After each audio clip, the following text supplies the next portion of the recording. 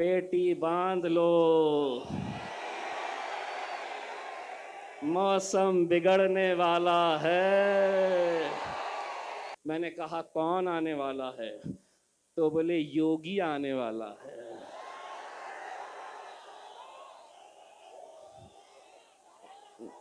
मैं बोला अच्छा टखलो,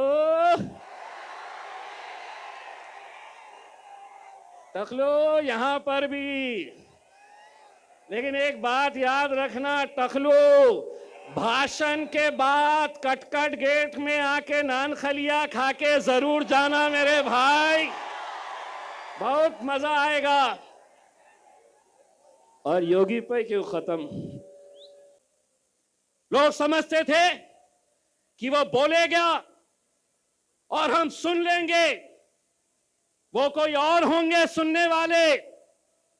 इम्तियाज जलील नहीं सुनेगा, तुम्हारे बाप से आंख में आंख डालकर टक्कर लेगा। एक आवाज हमने क्या लगाई, अल्हम्दुलिल्लाह पूरा हिंदुस्तान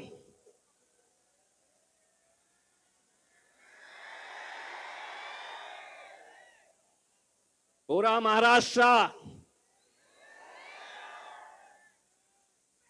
बोले इतने कहां से आए, इतने एक पैगाम देने के लिए हम निकले थे और एक बार फिर से कह रहे हैं, एक बार फिर से कह रहे हैं, आप हमें गाली दो, हमारे खिलाफ बोलो, हम सुन लेंगे, लेकिन हुजूर के खिलाफ अगर कोई गुस्ताखी करेगा, ईंट का जवाब।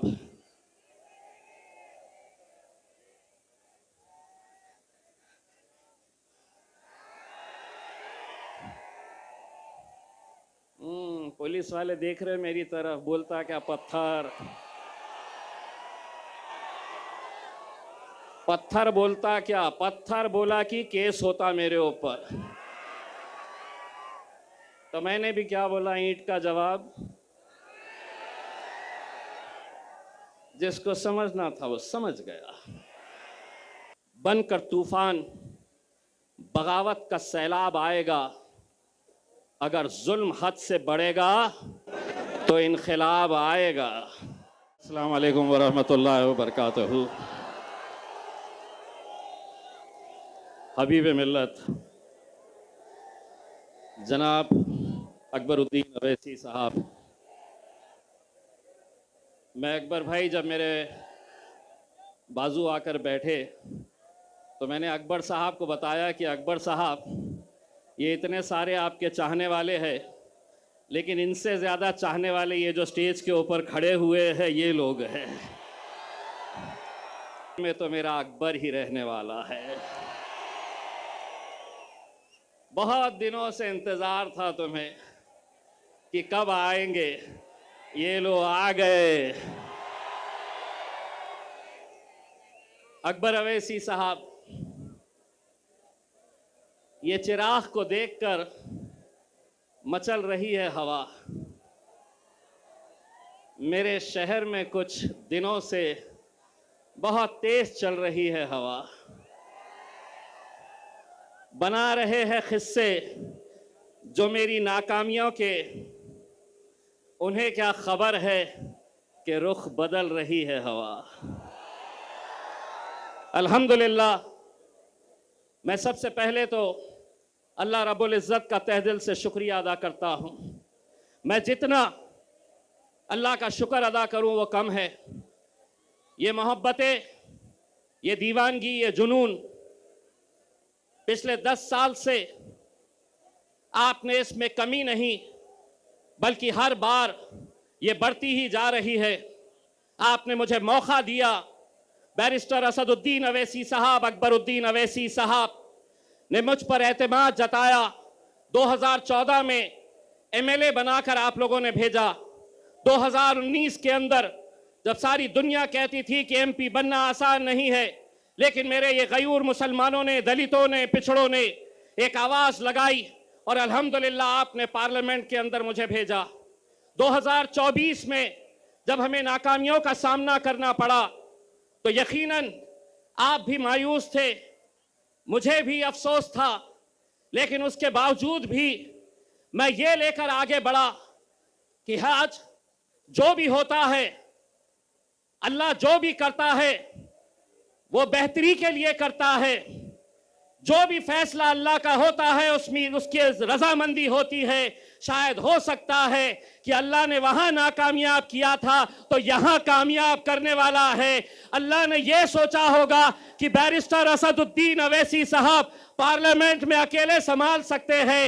असद साहब का वो बयान आज भी मेरे मोबाइल में है, जब असद साहब ने कहा था कि मुझे अफसोस है कि मेरा बाजू इम्तियाज जलील मेरे साथ में नहीं है। दोस्तों, मैं आज पूरे यकीन, पूरी जिम्मेदारी, एक सच्चाई के साथ मैं आपको यह बात बताना चाहता हूं। लोकसभा का इलेक्शन हारने के बाद मैंने असद साहब से कहा था कि असद साहब, मैं 10 साल यह आवाम ने मुझे अपने दिल में बसा कर रखी है, अपने कंधे पर बिठाकर मुझे 10 साल रखी है, अब किसी और को मौका देंगे। लेकिन असद साहब ने मुझसे कहा था कि इम्तियाज, आज महाराष्ट्र के अंदर जो हालात है, महाराष्ट्र के अंदर जो फिरका परस्ती है, कोई आवाज उठाने के लिए तैयार नहीं है। उन्होंने अपना हुक्म दिया कि किसी भी हालत के अंदर तुम्हें महाराष्ट्र की विधानसभा के अंदर जाकर इन लोगों की आवाज बनना है और लड़ना है हुकूमत से आंख में आंख डालकर। मेरे कायद का हुक्म सर आंखों पर, लेकिन आप वो साजिशों को भी समझिए कि जो आज एक उम्मीदवार को मजलिस को खत्म करने के लिए कैसे कैसे हथकंडे अपनाए जा रहे हैं, क्या साजिशें खेली जा रही है। नासिर सिद्दीकी साहब, जब उनके खिलाफ 2 उम्मीदवार खड़े हुए, राजनीतिक तौर के ऊपर कट्टर दुश्मन, वो एक हो गए, एक प्लेटफॉर्म के ऊपर आ गए और उन्होंने कहा कि अगर हम दोनों लड़ते रहे तो ये जीत जाएगा, मजलिस जीत जाएगी। वो जो इतने इतने हिस्सों में बटे हुए हैं, वो एक हो रहे हैं। जिसका एक अल्लाह, जिसका एक रसूल, हम कैसे बट रहे हैं, हम क्यों बट रहे हैं, कौन बांट रहा है हमें। 28 उम्मीदवार पूरे महाराष्ट्र के अंदर, सबसे ज्यादा मुसलमान उम्मीदवार अगर खड़े किए गए तो वो औरंगाबाद की पूर्व सीट से, जहां मजलिस इत्तेहादुल मुस्लिमीन ने मुझे खड़ा किया है, 28 खड़े नहीं हुए, खड़ा किया गया है।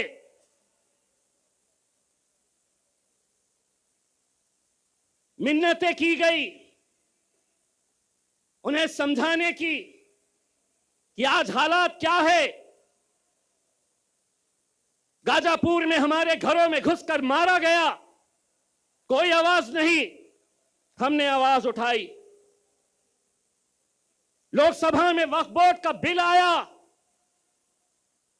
जिन मुसलमानों ने 2-2 घंटे खड़े रहकर जिन्हें जिताया, वो लोकसभा से बाहर निकल गए। विधान परिषद महाराष्ट्र का पहली मर्तबा 40 सालों में एक भी मुस्लिम एमएलसी, एक भी मुस्लिम विधान परिषद के अंदर नहीं भेजा गया। रामगिरी जब हमारे हुजूर के खिलाफ, नबी करीम सल्लल्लाहु अलैहि वसल्लम के खिलाफ गुस्ताखी करता है, कोई नहीं, कोई नहीं, कोई नहीं आगे आया। अरे हमारा वजूद, हमारी पहचान, हमारी शिनाख्त, हमारी जिंदगी जिसके लिए कुर्बान है, उसके खिलाफ गुस्ताखी हो रही है, तो भी हम अपनी नफरत की राजनीति में बटे हुए हैं। लोग समझते थे कि वो बोलेगा और हम सुन लेंगे, वो कोई और होंगे सुनने वाले। इम्तियाज जलील नहीं सुनेगा, तुम्हारे बाप से आंख में आंख डालकर टक्कर लेगा। एक आवाज हमने क्या लगाई, अल्हम्दुलिल्लाह पूरा हिंदुस्तान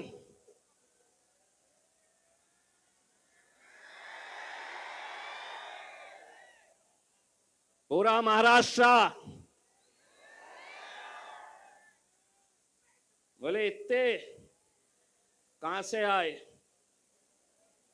इतने।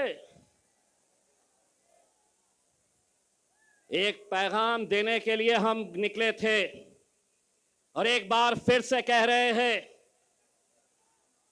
एक बार फिर से कह रहे हैं, आप हमें गाली दो, हमारे खिलाफ बोलो, हम सुन लेंगे, लेकिन हुजूर के खिलाफ अगर कोई गुस्ताखी करेगा, ईंट का जवाब।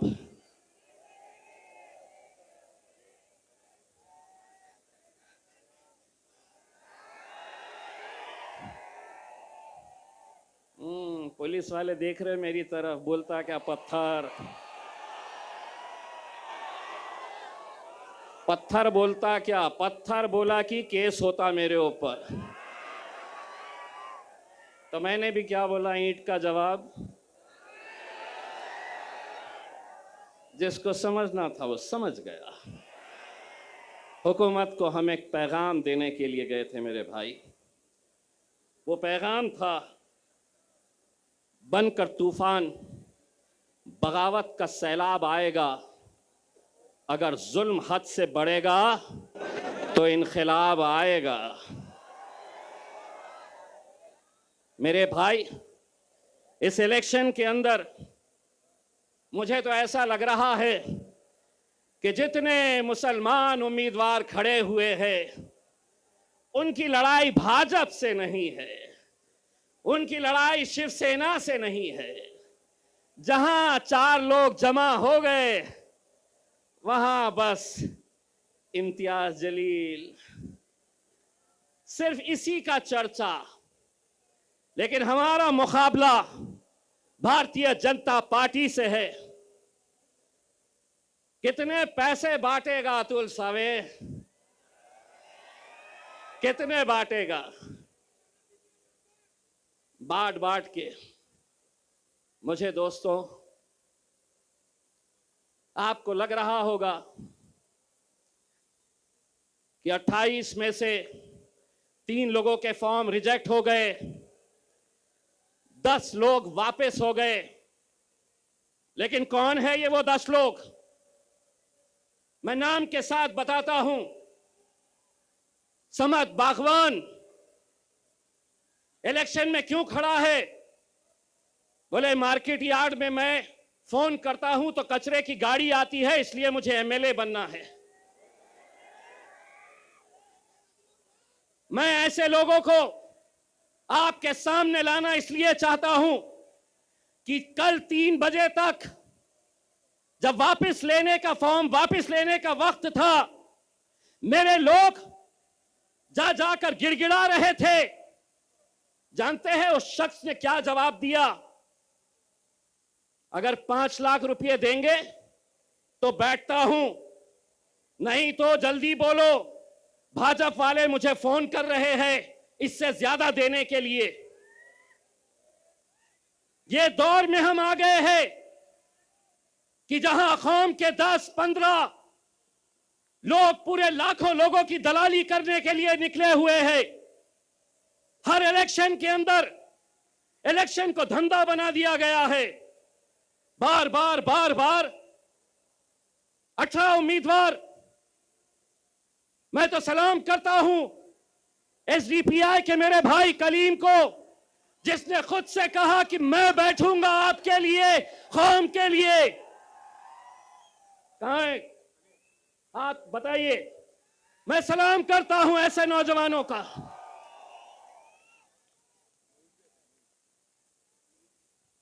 मोइन साहब भी है वेलफेयर पार्टी के, जो खुद से बैठ गए। इम्तियाज जलील, जो खराब हो रहा है, मैं तो पत्थर हो गया हूं।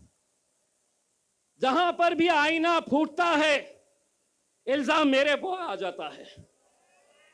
इम्तियाज जलील, वहां इतने सीट क्यों खड़े करा? यहां इतने कम क्यों खड़े करा? 288 सीटें हैं महाराष्ट्र के अंदर। असद साहब ने ऐलान किया, हुक्म दिया कि सिर्फ हम 16 सीटों के ऊपर इलेक्शन लड़ेंगे। यहां पर भी मैं सलाम करता हूं ऐसे नौजवानों का, जो अपने कायद के फैसले के ऊपर लब्बैक कहते हैं। और ऐसा ही सलाम मैं करता हूं मेरे छोटे भाई समीर साजिद का, जिसने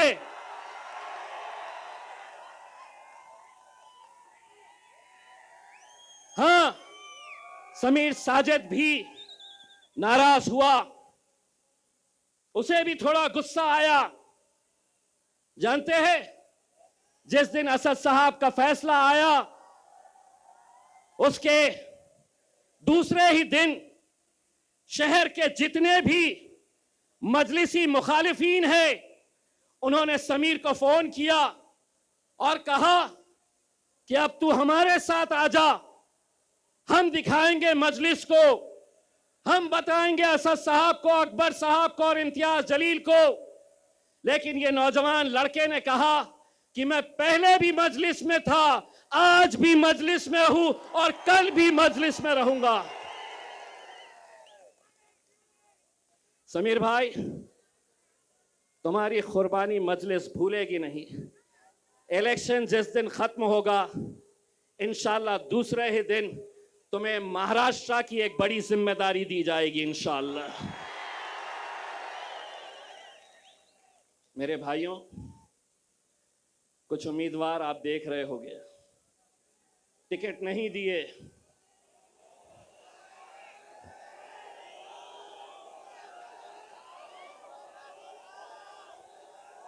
टिकट तो हमने इसे भी नहीं दिए, टिकट तो हमने कई लोगों को नहीं दिए। लेकिन क्या इसका मतलब यह है कि तुम इतने बड़े हो गए हो कि तुम अब मेरे कायद बैरिस्टर असदुद्दीन अवैसी और अकबरुद्दीन अवैसी के खिलाफ तुम महफिलें सजा रहे हो? तुम्हारी जबान खुलने से पहले यह सोच लिया करो कि इतने साल तक तुम्हारा हमारा एक रिश्ता था, अचानक एक ही दिन के अंदर टिकट नहीं, तो इम्तियाज जलील बदमाश, असदुद्दीन अवैसी इनके लिए काम करते हैं, उनके लिए काम करते हैं। इंशाअल्लाह औरंगाबाद की आवाम बताएगी, जो मजलिस के खिलाफ जाएगा अपनी जमानत भी बचा कर लेकर आ गया तो बहुत बड़ी बात समझ लेना।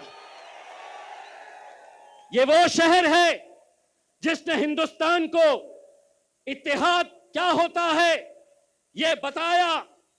हिंदुस्तान के बाहर भी लोग औरंगाबाद की एक पहचान इत्तेहाद के नाम से जानते हैं मेरे भाइयों।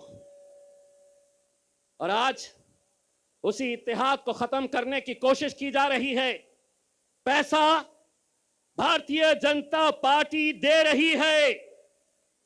पैसा नासिर के खिलाफ एकनाथ शिंदे की तरफ से आ रहा है कि इनको खरीदो, इनके वोटों को तकसीम करो, इनको बांटो। ये लोगों ने शायद मेरा डायलॉग सुना नहीं है। देवेंद्र फडणवीस, एकनाथ शिंदे, नरेंद्र मोदी बाजार में कुत्ते और बिल्लियों के बच्चे बिकते हैं, शेर के बच्चे बाजारों में बिकते नहीं। ये बाजारों में खरीदे नहीं जा सकते हैं।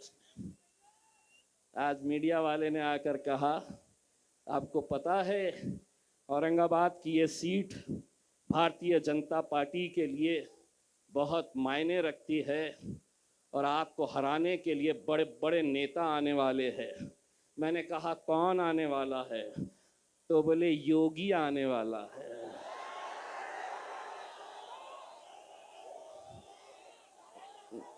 मैं बोला अच्छा